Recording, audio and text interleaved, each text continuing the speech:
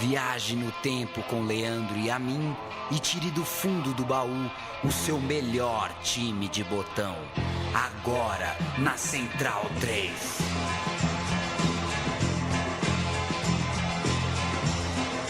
Contra-ataque, Japão na frente, De Bruyne avança, liga o turbo, Munier na direita, tá livre, bola pra ele, Lukaku vem no comando, pro Lukaku, deixou passar, olha o gol, Chadli Caçapa!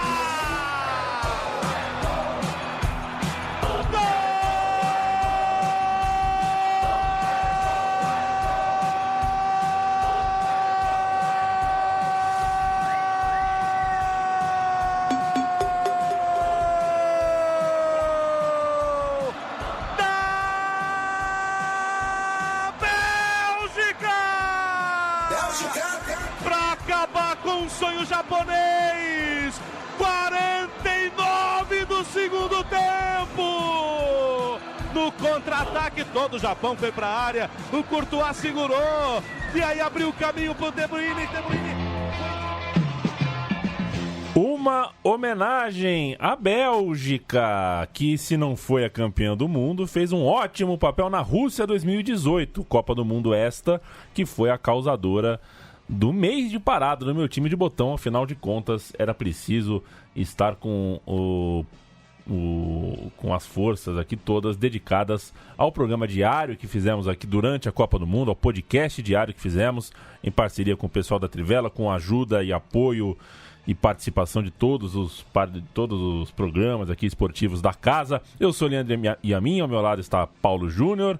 Ouvimos o grande Marcelo Duó, amigo da casa aqui, narrando o gol da virada nas oitavas de final, na partida entre Bélgica e Japão. E já assim temos uma dica mais do que dica, né? Falaremos de seleção belga. Falaremos de seleção belga. Olá, Leandro e a mim, o pessoal que acompanha meu time de botão. Falaremos da Bélgica, que tem a melhor campanha da história. Se essa foi terceira colocada, a gente vai falar da Bélgica, vice-campeã europeia em 1980. Uma Bélgica que chegou à final. Claro, tem campanha olímpica também, mas considerando Copa do Mundo e Eurocopa, essa Bélgica de 80 foi finalista, chegou ao jogo do título e é dela que a gente vai falar. A gente estava assistindo Copa do Mundo, Leandro e a mim, porque daqui uns anos vai ter meu time de botão dessa Copa. Exato. Então tem que ter assistido. Não dá para fazer um programa de história ignorando o presente. Exato. E esse programa é gravado nas tardes, né? E a gente precisava se dedicar à Copa do Mundo. Assim foi. Começa então um novo ciclo do meu time de botão com esse programa especial sobre essa Bélgica dos anos 80. Antes de qualquer coisa, eu falava com o Felipe Lobo, da Trivela, aqui no nosso estúdio, viu, Paulo Júnior?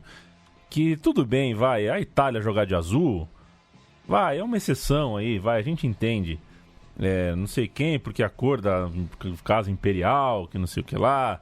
Agora, a seleção que a bandeira é 3 cores, o uniforme é 3 cores, cara. A Bélgica é preto, amarelo, vermelho. É camisa vermelha, calção preto e meio amarelo, ou algo parecido. Por exemplo, pra mim, a Holanda, eu não me conformo, que não é camisa vermelha, calção branco e meio azul. Não é assim a bandeira? É só copiar, né? É só copiar e, enfim, é claro que se a gente levar isso a ferro e fogo pra todo mundo, vai ficar uma coisa confusa. Porque precisa ter o Ordem e Progresso do Brasil, aquela faixinha branca, né? Exato, e quem vai passar a usar o celeste é a Argentina. Pois é. Com calção branco e meia celeste. É melhor não confundir, né? Mas, só pelo bem do hábito que a gente tem hoje, né, Paulo Júnior, de ver a seleção belga jogando toda de vermelho, inclusive são os diabos, tal, vermelhos, a gente começa a contar essa história com uma seleção belga que usava um uniforme todo branco, né, na maioria das vezes, e também um uniforme, o outro jogo de camisa era camisa vermelha, calção preto, meia amarela, as cores da bandeira. E eu sempre achei tão mais bonito de ver as fotos antigas da Bélgica desse jeito, que não podia deixar passar essa pequena corneta aí, a seleção belga, que por sinal veio para a Copa de 18 na Rússia com um uniforme muito, muito bonito, inspirado, acho que na seleção de 84, que jogou a Euro de 84 entre as Copas de 82, que ela foi muito bem, e a Euro de 82, que contaremos aqui também um pouquinho.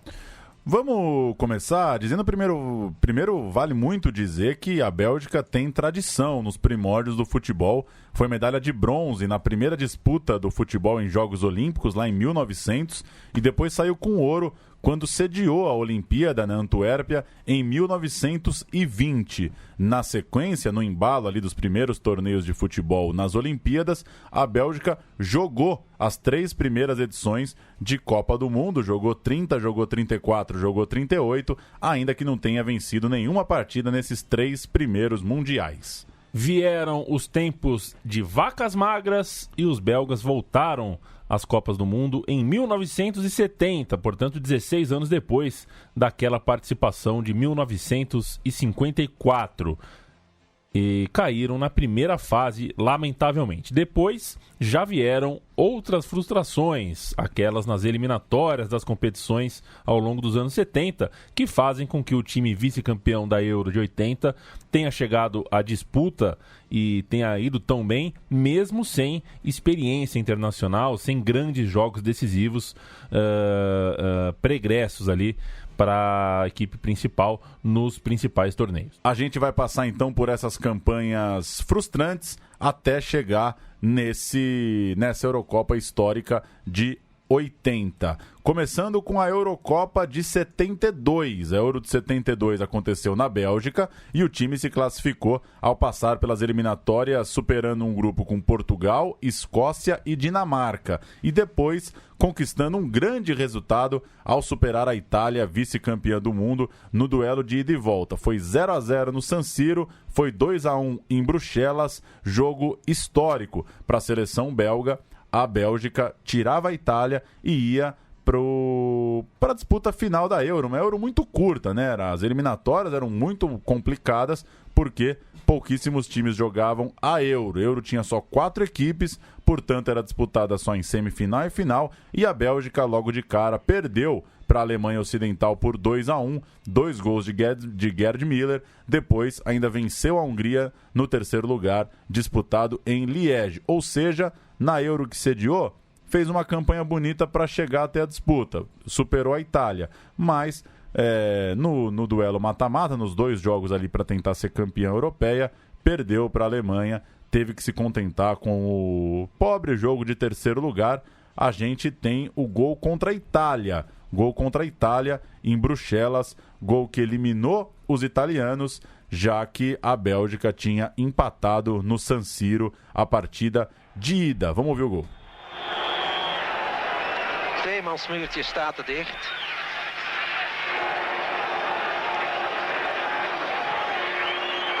Ja! Van Moer! Van Moer! Oh! Van Moer, de kleine Van Moer. Uma Eurocopa com só 4 times... Você perde o primeiro jogo, é frustrante. É pouco demais, mas ao mesmo tempo denota... significa que as eliminatórias para a Euro vira uma loucura, né? Pois é. Quanto menos time você põe no topo aí da pirâmide, mais acirrada fica ali o caminho para ela. Vamos falar de eliminatórias, então, frustradas para a seleção belga ao longo de toda a década de 70. Por exemplo, nas eliminatórias para a Eurocopa de 74, Holanda, Bélgica, Noruega e Islândia disputavam uma vaga no grupo 3 do chaveamento. 4 times para uma vaga. Favoritos, holandeses e belgas, foram disputando jogo a jogo, a ponta, e até o saldo de gols era importante ali, porque eles perdiam poucos pontos, estavam sempre empatados. Ambos venceram os 2 rivais, né, Noruega e Islândia, nos jogos anteriores, e empataram no mano a mano, Holanda versus Bélgica, 0-0 na Antuérpia. Depois, novamente, passaram pelos lanternas e chegaram ao jogo decisivo, empatados em pontos, mas com a Holanda em vantagem, porque tinha melhor saldo de gols, uma diferença maior de gols conquistada nas partidas contra Noruega e Islândia. Portanto, o jogo seria em Amsterdã, né? E a Holanda jogava em casa e pelo empate para chegar na Euro de 74. Na Copa de 74, Na Copa de 74, né? na eliminatórias da Europa. esse é um jogo que podia ter mudado a história de toda a memória da laranja mecânica, né? No futebol. Essa história seria diferente caso a arbitragem não tivesse anulado de forma errada um gol belga. Era final do jogo, a linha de impedimento de Rinus Michels falhou na bola parada, a Bélgica teve essa falta lateral, levantou na área, a zaga da Holanda saiu atrasada e a Bélgica fez o gol. Seria 1-0 aos 45 do segundo tempo. A partida acabou terminando 0-0, o gol foi anulado e a Holanda é quem foi ao Mundial na Alemanha. Veja só que história, né? Se a arbitragem confere o gol para a Bélgica tira a grande seleção holandesa de 74, nem iria à Copa. A Bélgica tiraria a Holanda e a Bélgica é quem iria à Copa da Alemanha. Tem VAR? Pois é, hein? Mais uma do VAR. Copa de 70. Não teria Cruyff, Rinus Michels, não teria pra Copa do Mundo, óbvio, claro que teria. Não, viu? Eu lendo aqui, tô lendo, nem vi a imagem, mas pra mim... mas tem o gol, hein? Mas pra mim é a posição legal, hein? Tá no tube, hein? Pra mim, posição legal também. Posição legal, garfar a Bélgica.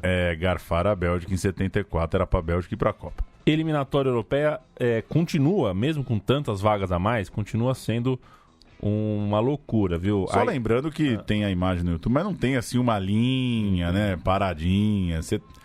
Dá pra achar que tava. Entendi. Mas eu acho que não tava e os relatos dizem que não tava. A Copa na Rússia não teve, por exemplo, a seleção da Itália, né? Quer dizer, continua. O Mundial continua deixando times de futebol interessante, times bons europeus de fora. Eu sou amplamente favorável a uma repescagem mundial, não uma repescagem regional. Por exemplo, jogar o quinto da Ásia contra o quarto da CONCACAF, por exemplo, eu acho um absurdo. Eu acho que esses times deveriam enfrentar os europeus, os sul-americanos que ficam para repescagem, porque não dá para a Itália ficar num grupo com a Espanha e depois uma repescagem com a Suécia. Enquanto... Muito puxado. A Austrália passou por quem, né? Para chegar na Copa, por exemplo. Enfim... A Bélgica ficou de fora, a Holanda ficou dentro. O futebol agradeceu porque a laranja mecânica deu o seu recado na primeira Copa transmitida a cores para o mundo inteiro. Aquela laranjona mecânica mostrou que a TV, mesmo sem pixels branco, era realmente a nova dona ali do futebol.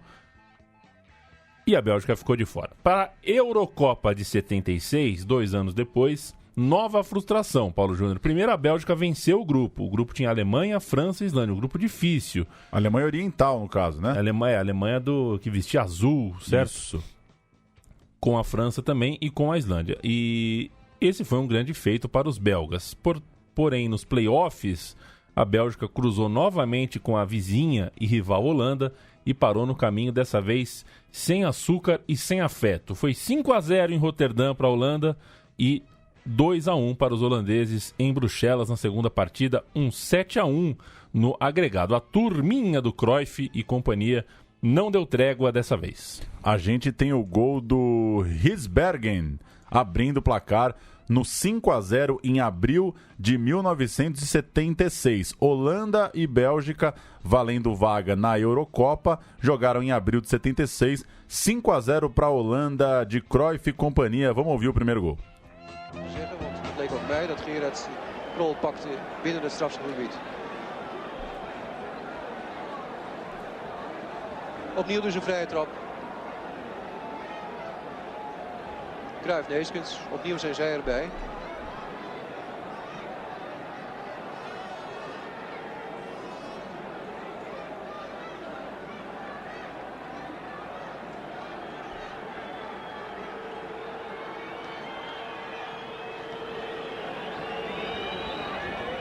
Demora para bater a falta, hein? Kruipt Jansen ertussen. Cruyff, Rijsbergen. Schitterende vondst en een schitterende goal. Ja, de aandacht richtte zich op Neeskens. Rijsbergen was één van degenen die erbij was. En kijk, zo schiet hij schitterend laag.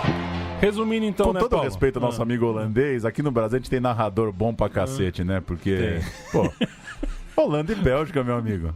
Você deu respeito um pouquinho, né? Caramba, Dava um negócio com... Tá louco, com parece pompa. um velório. Pois é. Paulo, Oi. A década de 70 belga, então, poderia ter sido muito mais se não fosse um vizinho de Benelux, inclusive, chamado Holanda. Você acha que um dia vai ter uma revolta ali nos Países Baixos e teremos Países Baixos de verdade assim na Copa? Acho que não. Não? Não, Mas passou. é bom Países Baixos, É né? ótimo. E a Benelux? Mas não dá ideia que daí vão começar a achar que... Vão começar a mandar aquelas coisas. E se ainda fosse Benelux? Aí como é que ia jogar? Enfim. Vamos em frente? Copa de 78. Novo encontro com os holandeses. Oh, meu Deus do céu. Novamente a história reservou o pior para a Bélgica. A Bélgica bateu Islândia e Irlanda do Norte nas eliminatórias. A Islândia tá em todas também. Mas perdeu para os rivais, para a Holanda, jogando na Antuérpia. Depois tinha a chance de responder em Amsterdã. Tinha que tirar essa vitória em Amsterdã para ir para a Copa, mas 1-0 para a Holanda novamente passava pela Bélgica e novamente disputava um grande torneio. Com as 2 vitórias, a Holanda no fim venceu na Bélgica e em casa. O time da Holanda foi à Copa da Argentina. Para ser medalha de prata de novo, para perder outra final. Azar da Copa, diria o outro. Pois é. Eu não acho. Eu acho que perdeu porque perdeu. E vamos em frente. Euro de 80. Euro de 80. Aí chegamos sim, né? no grande assunto. Quer dizer, muda para a década de 80. Aí sim a seleção belga começa a colher frutos das frustrações que teve que lidar na década anterior. Porque é isso, né? Sem perder um pouquinho também você não ganha nada, né? E depois que você perde tanto, alguma hora vai ter que ganhar, né? Exato. Perder um montão para ganhar um pouquinho. Euro de 80. Vou pôr a cereja do bolo, viu, Paulo? Manda bala. Vou pôr a cereja do bolo porque é justo. Grandes jogos, grandes conquistas. A cereja do bolo.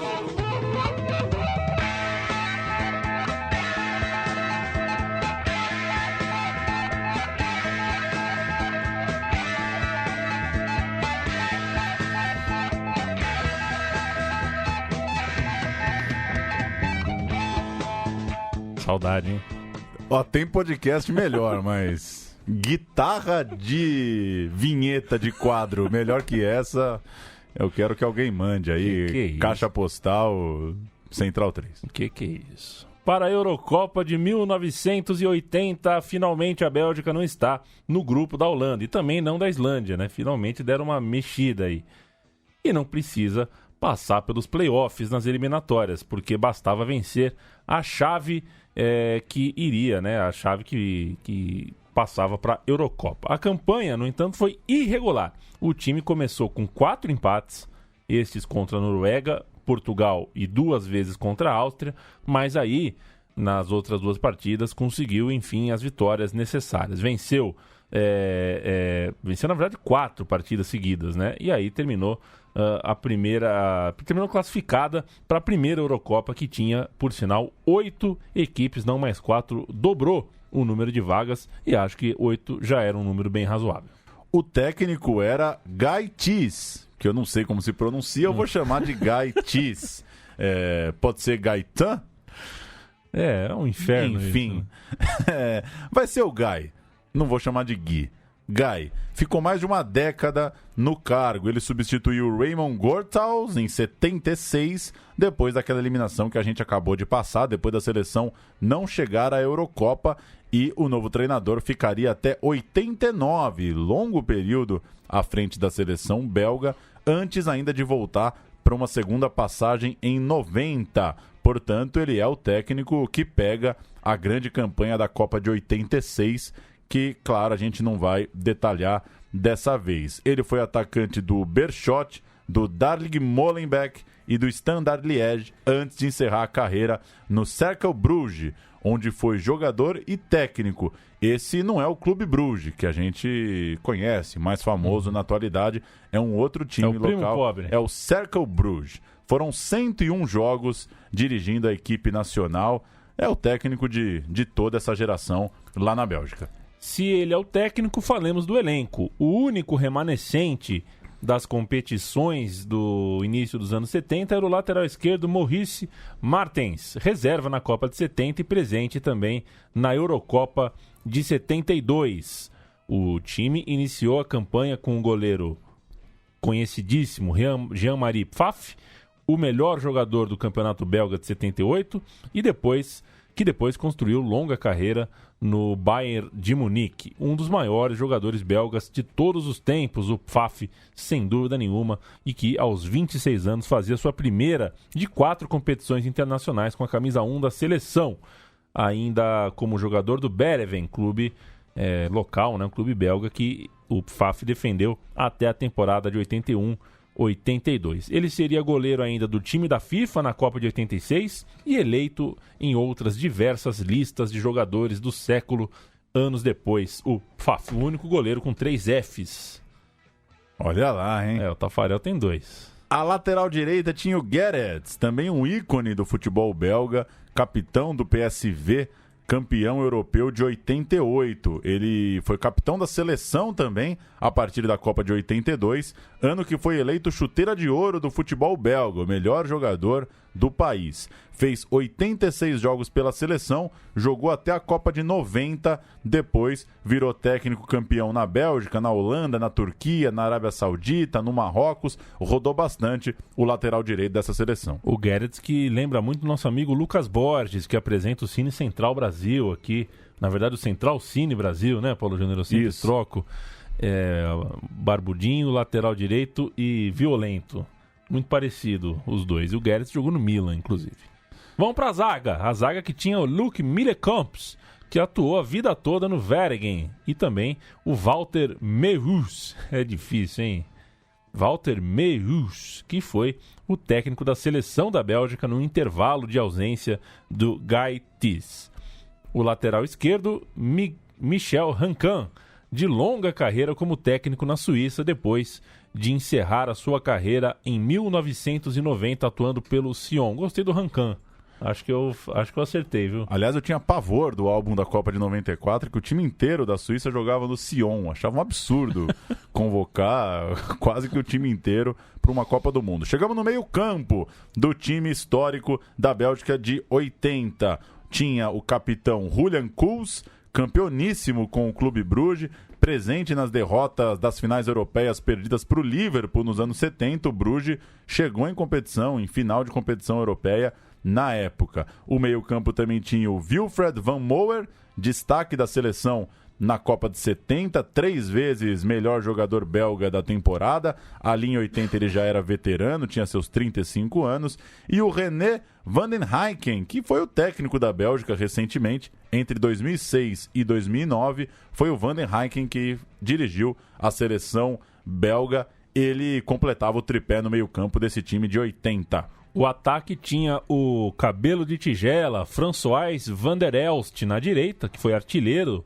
deste grupo nas eliminatórias, um goleador, um campeão da Recopa de 76 pelo Anderlecht, quando marcou 2 gols na final contra o West Ham. O François van der Elst era então uma referência ali, um homem-gol belga. Ele defendeu o clube, o Anderlecht, por toda aquela década e depois foi jogar na mamata do New York Cosmos, aquele encontrão. Só faltou o Luciano do Vale no New York Cosmos, né? Só. Antes de defender o próprio West Ham e voltar ao Lokeren da Bélgica, sua terra natal. Por lá ele ficou. Vamos ouvir o Van der Elst, Paulo? Homenagear o Van der Elst na final contra o West Ham, final vencida pelo Anderlecht, Recopa de 76. Ele faz 2 gols. Vamos ouvir o primeiro gol dele nesse jogo, 4-2 para o Anderlecht, vencendo o West Ham, saindo com o título.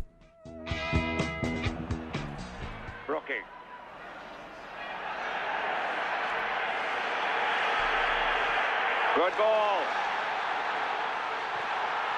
Van der Elst, 1-0. 2-1 there. Van der Elst got it.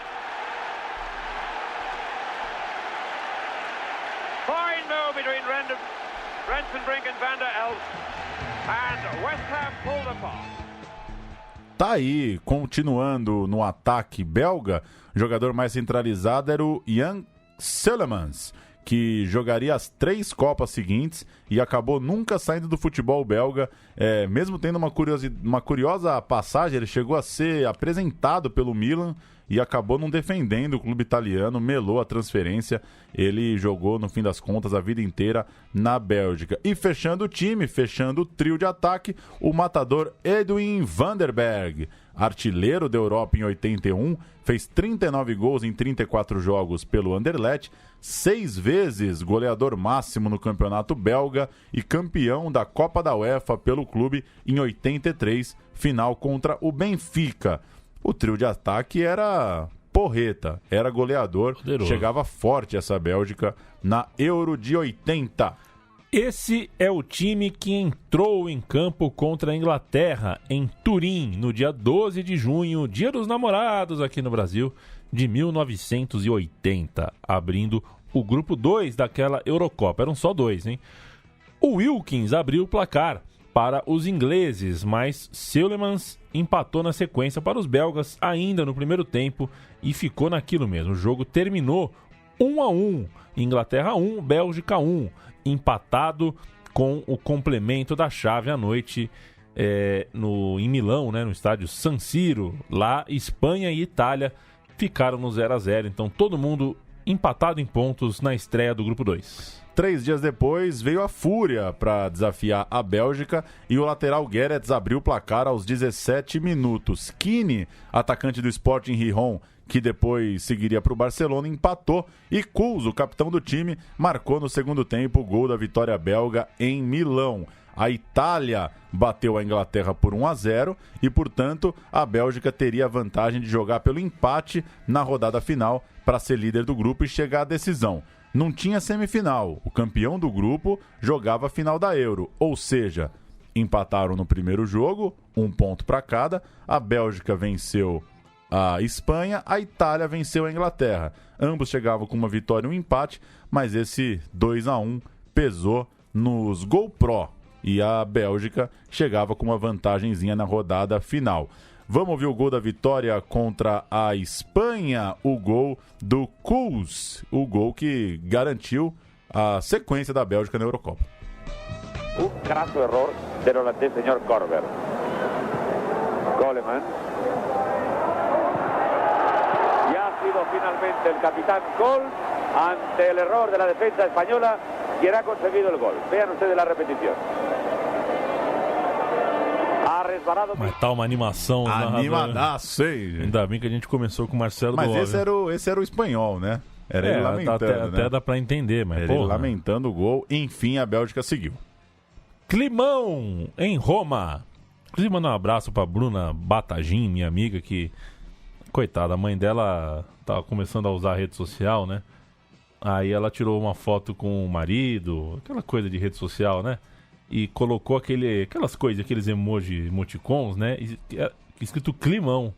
Mas ela achou que climão era um clima grande, não um clima bom. Quando, na verdade, para os jovens, climão é que tem alguma coisa errada, né? Achavam que estava tretando. Pois é, e os mais jovens da família falaram, o que aconteceu? Tal, eu dei boas risadas. E as redes sociais, às vezes, um beijo para Bruna Bastagin, que com certeza não ouve o meu time de botão, mas quem sabe alguém canta para ela aí o meu beijo. Climão em Roma, com a Itália precisando vencer para passar de fase e jogando em casa. O técnico belga tirou o Van der Berg do ataque e fechou o meio de campo com a escalação do Raymond Momens.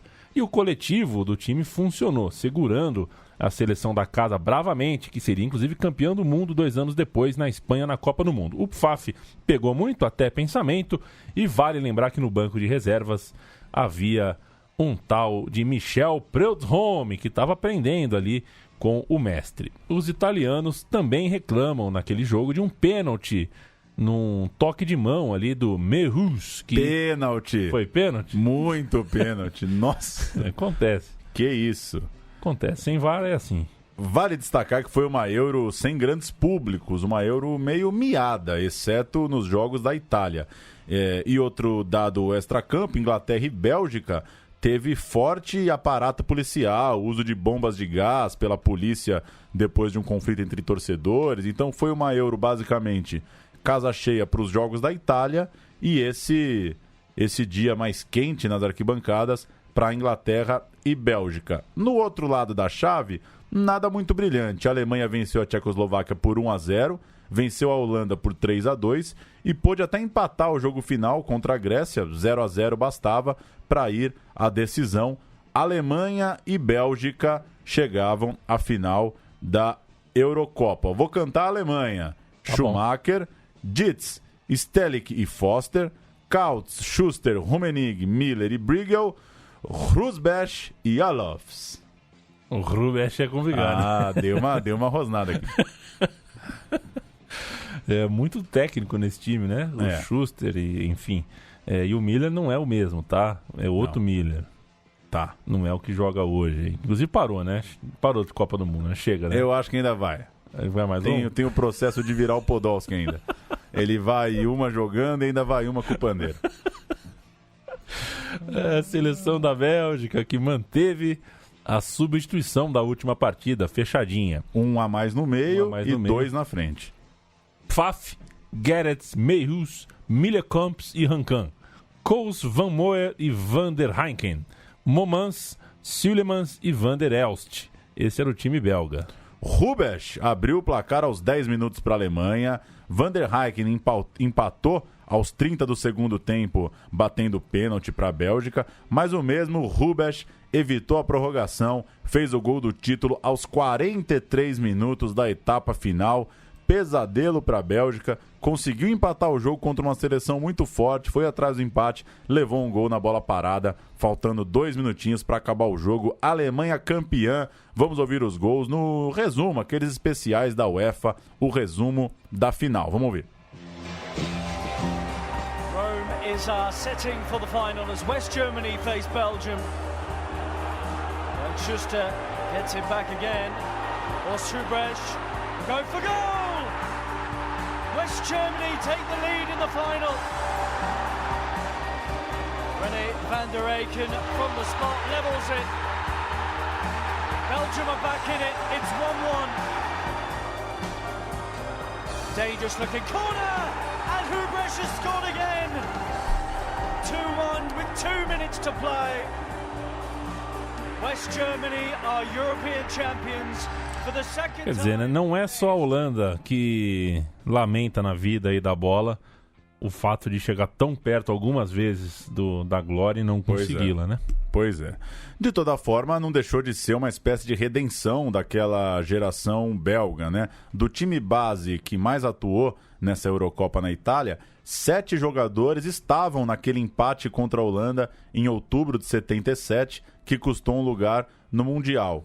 E mais, alguns, como o próprio goleiro Pfaff, carregavam ainda a frustração da eliminação para aquela Euro de 76, para a mesma Holanda. Ou seja, tinha uma turma que vinha ali em 7-4, 7-6, 7-8, sofrendo com as quedas. No fim das contas, a Itália também não ganhou o troféu. Na final, a Tchecoslováquia venceu os italianos. Não, na verdade isso aqui é disputa de terceiro lugar, né? Claro, a Bélgica jogou a final. Oh, meu Deus do céu. A Tchecoslováquia venceu a Itália nos pênaltis. A Itália também não se despediu com vitória. E a Bélgica, após finda a competição, só colocou um jogador na seleção da Euro, o Sulemans, que era o atacante, né, Paulo Júnior? Portanto, a Alemanha em primeiro, ganhando no finzinho, tirando o título da Bélgica.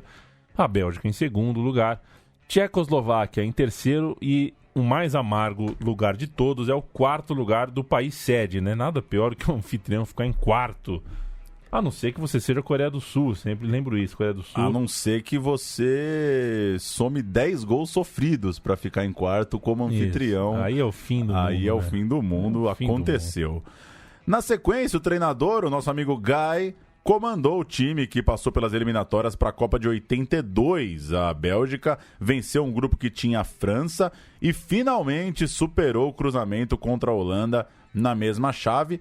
O elenco da Bélgica tinha 14 remanescentes do vice-campeonato europeu. Ou seja, a Bélgica, que o pessoal viu na Copa de 82, era mais ou menos o mesmo time. 14 caras desse vice-europeu de 80. A seleção venceria o grupo 3 da primeira fase da Copa, né? Batendo inclusive a Argentina na estreia, El Salvador na segunda rodada e empatando com a Hungria na terceira, mas fracassaria diante da Polônia e da União Soviética na segunda fase da Copa do Mundo. O time, então, caiu na fase de grupos da Euro de 84, na sequência desta jornada em 82, e depois ainda passaria uma série de edições sem se classificar para a Eurocopa, jogando apenas duas. A de 2000, que inclusive foi em seu território, né, junto com a Holanda, e também em 2016. Das últimas 8 Euros, portanto, apenas 2 participações. Em mundiais teve uma coisa boa. Quarto lugar em 86, a melhor campanha, né? Até o terceiro lugar da semana passada, conquistado na Rússia. Ou seja, é curiosa, né? Essa série de ausências na Euro, né? A Bélgica tem uma geração forte.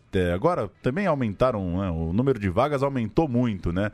Mas quando a Euro estava mais pegada, ela acabou ficando fora muitas vezes. As eliminatórias têm sido uma grande dificuldade para a Bélgica ao longo dos tempos. A dificuldade em se classificar. Portanto, em mundiais, o terceiro lugar agora na Rússia, o quarto lugar em 86 e a grande final da história da Bélgica é essa final de 80 que contamos hoje. Agora, eu abri aqui, viu, Paulo Júnior, a ficha da semifinal da Copa de 86, né, quando a Bélgica parou para a Argentina do Maradona no Azteca. Inclusive a ficha fala que tinha 115 mil pessoas no estádio. Tinha, né? Tinha. O argentino do Maradona ganhou por 2-0 e eu vim ver quantos jogadores ainda continuavam, né? Por exemplo, o Sillemans, o Guedes, o Pfaff, o Rancan, alguns jogadores continuando no time, e o Sifo já jogando, né? O menino Sifo que apareceria ali, não sei se é filho de italiano, mas era um cara que preferiu atuar pela Bélgica. O Rancan estava ali, e o Gaites de treinador. Esse jogo, Paulo Júnior, sabe que muito se fala que na fase anterior o Maradona fez o gol mais antológico da carreira contra a Inglaterra. Mas o gol que o Maradona faz nesse jogo contra a Bélgica, para mim, é mais impressionante. É um golaço. Porque o gol contra a Inglaterra, tudo bem, ele sai lá do meio de campo, mas ninguém toca nele, né? Esse gol contra a Bélgica ele toma. É o gol contra a Inglaterra 2.0, né? Porque o equilíbrio dele para não cair, para conseguir fazer a jogada ali, inclusive é o jogo daquela foto maravilhosa, né? Que tem 6 jogadores da Bélgica olhando para ele, assim. Se eu não me engano é nesse jogo. Ou é de 82, hein? Não me recordo se é de 82 ou de 86. Ah, sempre a Trivela ajuda, né? Sempre a Trivela nos ajuda aqui. Matéria de Leandro Stein.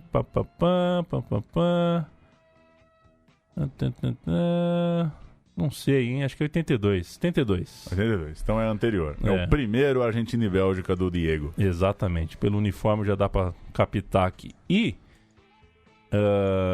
acho que é isso que eu tinha pra falar sobre esse jogo de 86. É isso. Esse gol do Maradona é um pouco subestimado por causa da grandeza do Argentina e Inglaterra. E essa seleção belga é a seleção que começa a dar os primeiros sinais de que faria alguma coisa também lá pra frente, tanto que a geração que viveu ali 90, 94 lembra com carinho do Sifo e lembra com carinho dos já veteranos Guedes, que jogava ali, do Pleo de Roma que estava surgindo.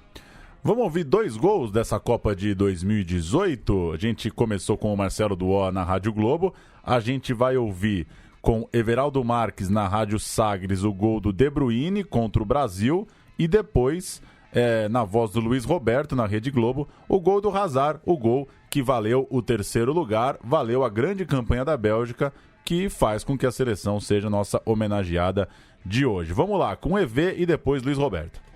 Protege de costas pro gol, tenta girar, parte com a bola, é um trator, o Romelu Lukaku bota na frente, passou de passagem pelo Fernandinho, virou um bolão na direita pro De Bruyne, 2 contra 1 no mano a mano, invadiu, bateu, é gol!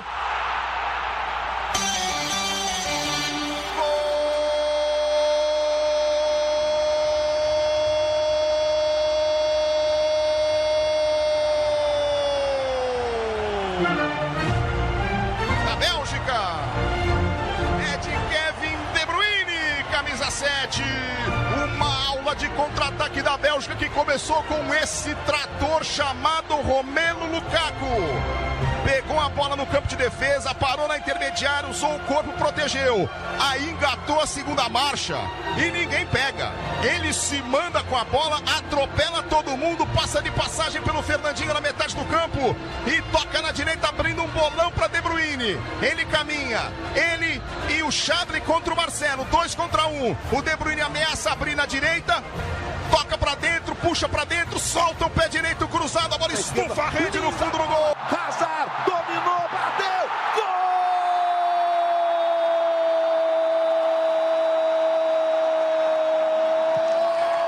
da Bélgica!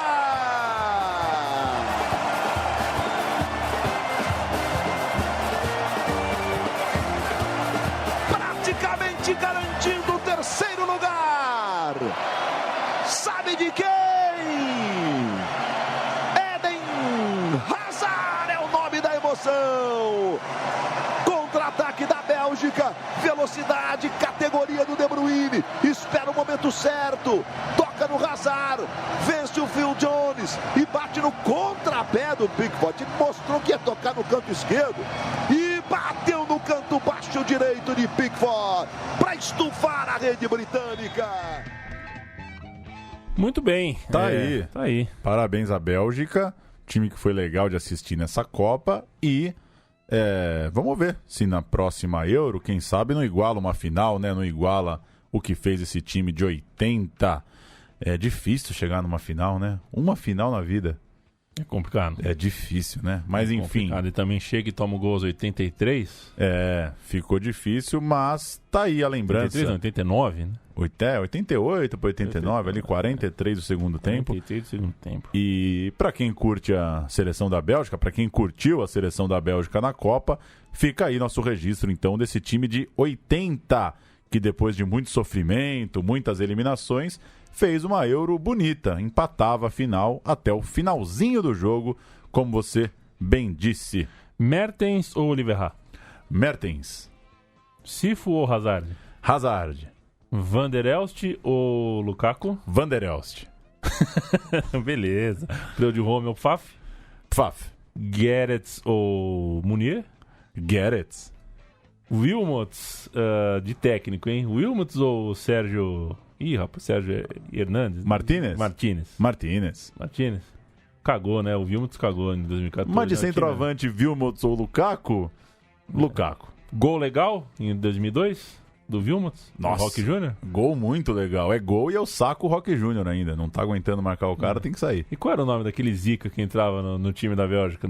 Que era o Denilson deles. Em 2002? Oh, meu Deus. Rapaz, pergunta difícil, hein?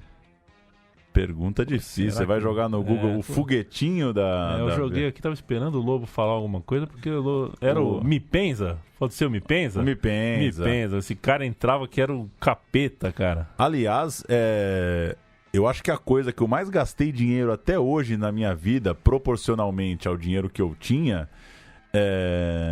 são figurinhas do Mark Wilmots. Eu tinha pelo menos umas 30 figurinhas do Mark Wilmots. Na época da escola, era uma boa grana. 30 figurinhas eram alguns dias ali, juntando as moedinhas, aquela notinha de 1 ali que a mãe dá pra comer uma coxinha, né? Eu tive pelo menos 30 figurinhas do Wilmots. Que eu chamava na época. Um abraço pro Carlos Giraldelli, que na minha infância, na Paulista de 89, eu tinha tanta repetida do Ademar, do Mojimirim, que ele juntou todas e falou: essa aqui é a cidade Ademar, e colocou numa folha sulfite, assim. Só que eu não sabia que existia uma cidade Ademar, né? Entendi. Eu nunca entendi a piada. Ele, já com seus 14, 15 anos, já conhecia a cidade. Era mais sagaz, né? Já era mais sagaz. Ainda hoje, viu? Ô, bicho sagaz. Pois é. Valeu, Paulo Júnior. Agora é hora de escolher a foto, né? A foto do podcast é boa, porque a Bélgica tem um visual bonito, né? O visu das camisas belga, dos panos belga, são muito bonitos. O meu time de botão volta a ser semanal. Visite nossa cozinha em central3.com.br. Mais de 100 equipes retratadas, contadas, com narrações, com algumas cascatas, mas principalmente com registros históricos, porque o futebol é um jogo de bola, mas também é o espetáculo do contexto, né? Eu quase diria que só serve pra lembrar um dia. Pois é, exato. Senão... Eu praticamente só vi a Copa pensando no meu time de botão. Porque... Foi pra ver, só pra ver... Pois é. E veio pra contar, né? Exato. Olha que bonito. Ó, Prior de Roma, hein? Pra vocês. Um grande abraço. Valeu. Até semana que vem.